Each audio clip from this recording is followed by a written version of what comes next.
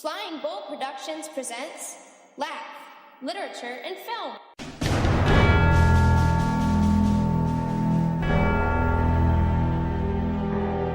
Welcome to the special edition of LaF.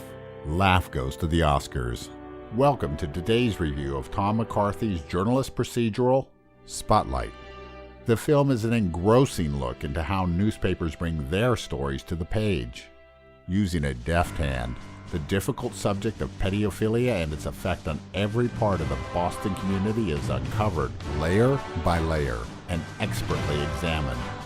This masterful craftsmanship has earned 6 Oscar nominations for directing, original screenplay, and supporting acting for Rachel McAdams and Mark Ruffalo. Join us as the LaF podcast gets ready to publish their front page review of Spotlight.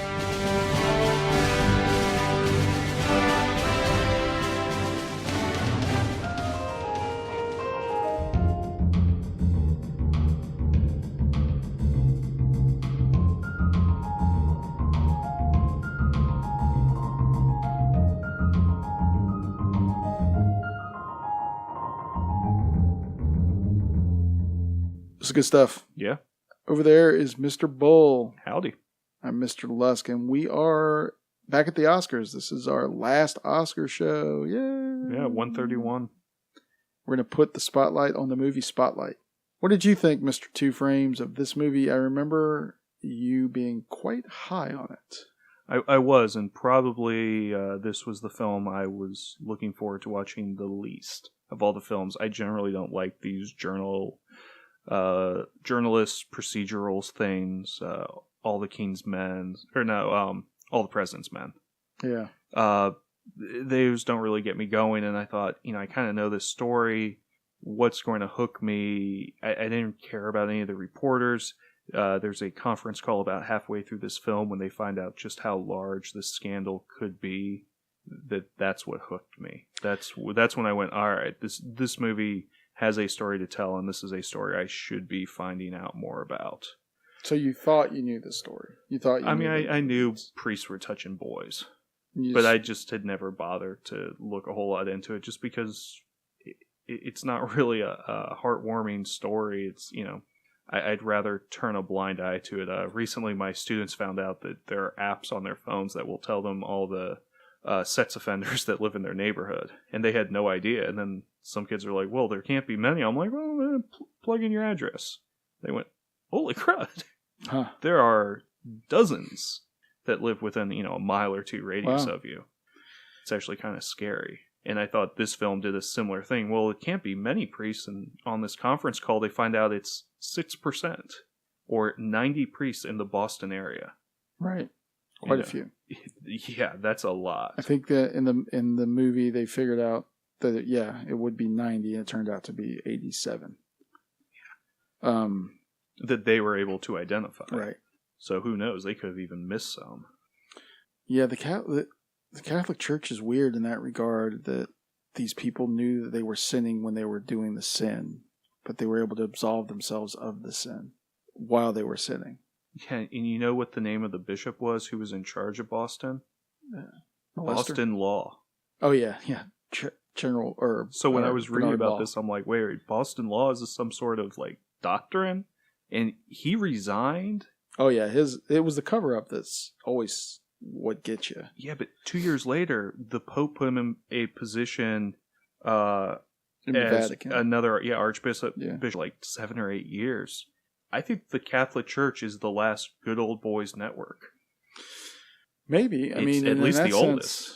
In terms of this movie, what other institutions are out there for them to break down? This might be the last kind of movie that would be able to deal with this subject matter, unless there's another, even if there is another controversy of a presidency, a scandal in the presidency, it's not going to have the same impact as it would have had without Watergate. When you everything now, every scandal in the presidency is got gate attached to it at the end. So that's the that's the the template. Yeah, how far-reaching this thing was staggering. How many people knew or had hints of this thing and the way it can affect an entire community. I think Boston is still trying to recover from this to a certain extent. Boston and globally Ireland. I mean, we saw that in the movie Calvary. I mean, and there were other even cities in America that were affected by this. This film centers just on... At the end of the movie, the title card comes up and it shows all the different dioceses where this had occurred, and it's staggering. Yeah.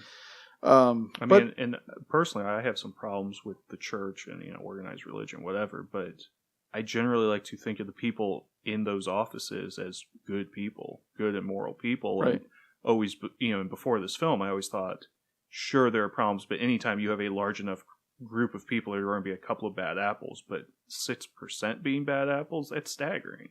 Well, they find that almost any group that has that sort of contact with youth, like impressionable youth, that percentage comes out at about the same number.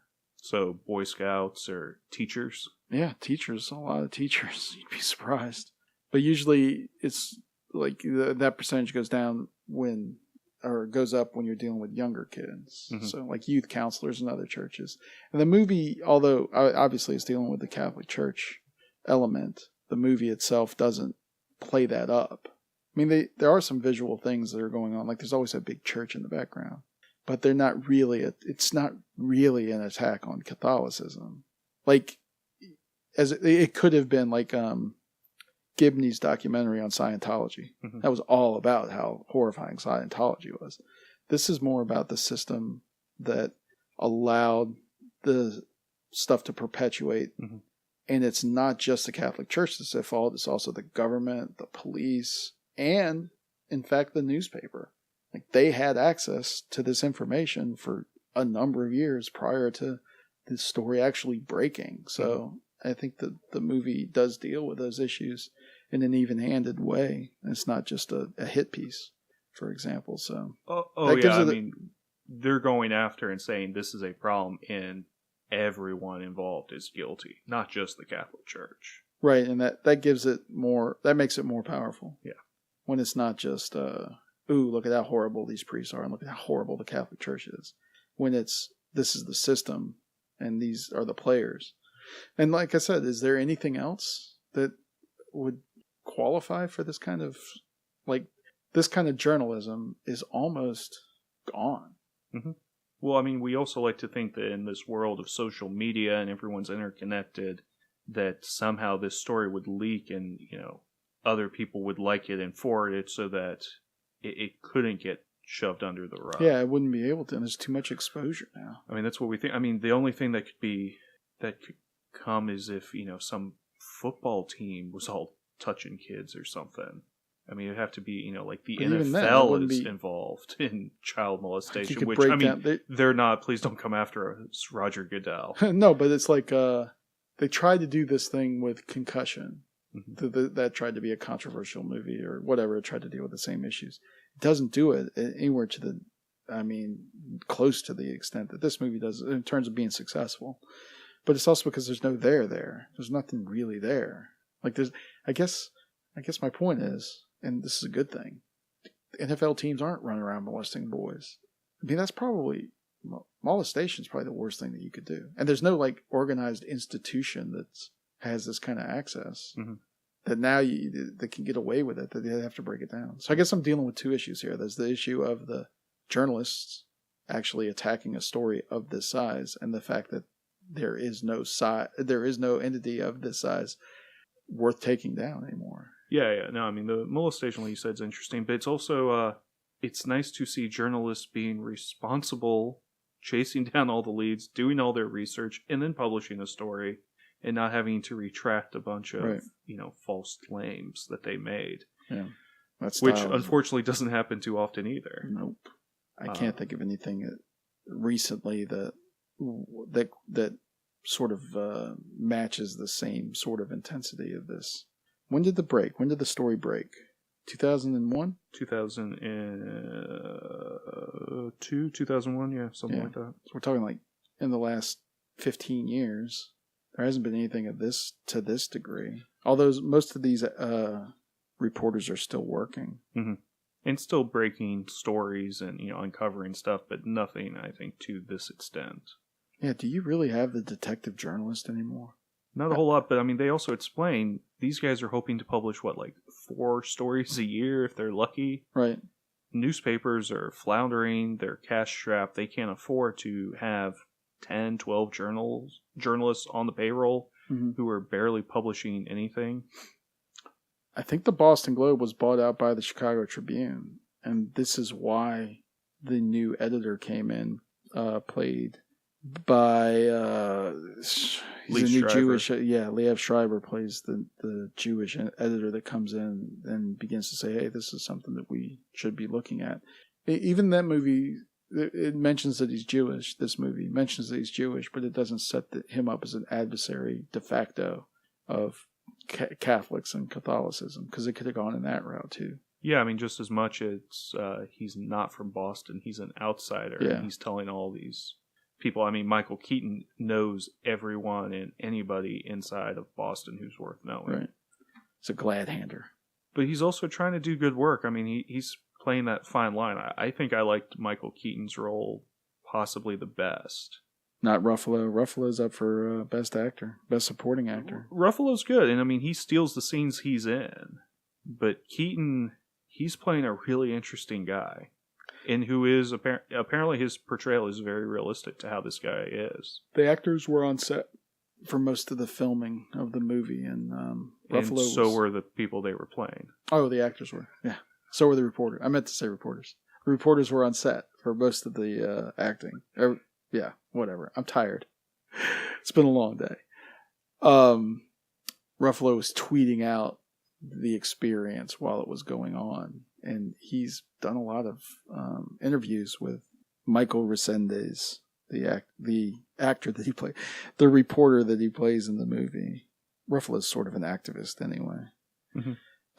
I would have liked to seen more of the McAdams character. I thought that she was intriguing, and they didn't do enough with her.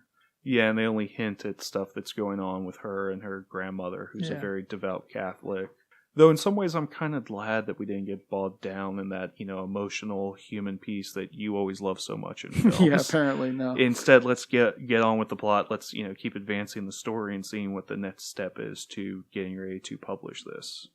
I just think that I think she's up for, she's up for, oh crap, no. There are only 6 Academy Award nominations for this movie, and she is up for Best Actress. McAdams is up for Best Actress, but I don't think she's got the inside track on it. Probably Vikander's got the inside track. Editing, Director, Best Picture, Best Supporting Actor, and Original Screenplay. That's weird, Original Screenplay. This wasn't based on a book? No, I think it's just based on the story, but if it's based on these articles and these journalists, I don't know. It all gets very confusing. I could see this winning Best Picture. Really? I think a lot of people like it. It's got a good buzz about it. It could, I don't think Rachel McAdams wins for Best Supporting Actress. I do think Ruffalo could win Best Supporting Actor if Sylvester Stallone doesn't get it as a Lifetime Achievement Award. So this will win without winning Best Director. You still think George Miller? I think George Miller gets it kind of as a Lifetime Achievement thing. All right. I think he's one of those, no one's going to be upset if George Miller has an Academy Award. And Spotlight wins Best Picture. I could see Spotlight doing that. And all right. So Revenant kind of gets shut out. Oh, except for Best Actor. The major awards. Yeah, I think it gets Best Actor. It may get 1 or 2 more technical ones. Like I said, I think no one is really running away with anything. If you've been looking at this award season, no one is. You've got, Big Shorts won a bunch of stuff. Mad Max has gotten stuff. The Martian won for Best Comedy back at the Golden Globes. The Golden Globes, yeah. The Revenant's been very popular. And then, you've had some wonderful acting performances in the other films that are being recognized, whether it's Room with Brie Larson in Brooklyn. Domhnall Gleeson won a bunch of awards over in England. Alicia Vikander's been getting a bunch of awards consideration for both The Danish Girl and some stuff even from Ex Machina. Right. And, more of these 2nd and 3rd tier award shows. So, well, this won the SAG Award for Outstanding Performance by a Cast in a Motion Picture, which is often a harbinger of the Best Picture. So it's not a bad bet if you were going to bet money.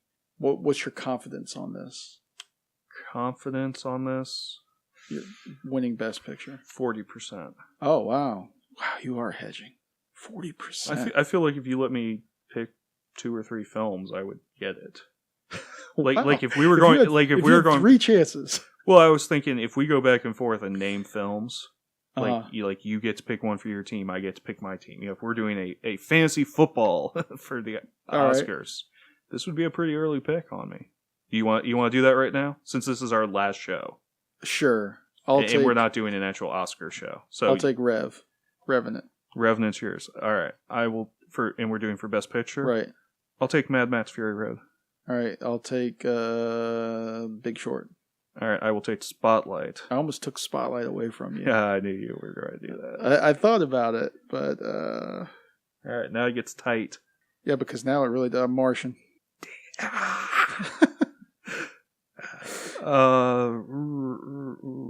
I'll take Room. Then that leaves me. Not only do you get to pick your movie, but you get to pick what movie I get too, since I get what's left. You got Mad Max, you got Spotlight, and I got Room. And you got Room. You need to choose between Bridge of Spies and Brooklyn. All right. I'm going to give you Bridge of Spies. I'll take Brooklyn. But there's no way either one of those is going to win. No. Okay. I like that. All right. We'll see who wins. We'll also post our Oscar picks on the website. Okay. And you can go there and we'll give you the rundown of all of our Oscar picks. Because like Mr. Two Frames over there said, we're not doing an Oscar show overall, but we can still share with you our locks. And I don't know, we're going to put a wager on this. The loser has to watch Bad Grandpa or Ugly Grandpa or Dirty Grandpa. What was it? Bad Grandpa. Are there any films coming out that the other one really doesn't want to watch, and we can get one you're forced to watch this movie card? All right. Like I'd almost rather we both don't even have to watch this film, but you get to send the other person. They have to go watch the film. All right. So winner gets a forced to watch movie card. Is there a better way to say that? You must see a must see card. Yeah, must see. So I could choose whatever movie. It's got to be like a block or a box office release. Wide releases that we can easily see in the theater around here. Yeah, a must see card. All right, winner gets a must see card, and we're gonna base it only on this Best Picture thing, or we're gonna do it on. Let's just do it on the Best Picture. All right, you feel? Yeah, that's fine. All right, Best I like picture, it. So good luck. All right, so for Mr. Two Frames over there, howdy. I'm the L Trade. Box of ready. There be drag. What do you think of this year's Academy Awards? Let LaF know your opinion. Email the show at thelafpodcast@gmail.com, tweet at thelafpodcast, or send a message on facebook.com/thelafpodcast. We will read the best comments on a future show.